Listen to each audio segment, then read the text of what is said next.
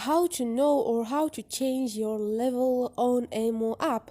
Hi guys, in this video I will show you how to edit your level on Amo app easy and quick. So first thing, go to your Amo and now click on your profile icon up there, and you're gonna find again your profile tab there. Click on edit and here you have level tab. Now they show you your level. All you need to do is click on details, rules, and here they tell you the rules.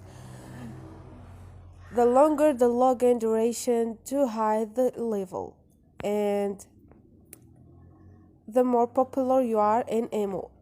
The higher the level, the more popular you are in Amo.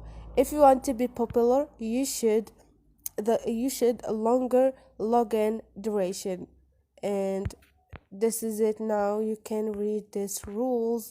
This is the rules how you edit or how you change your level on Amo app easy and quick. Hope this video was helpful. If it was, please don't forget to subscribe and like.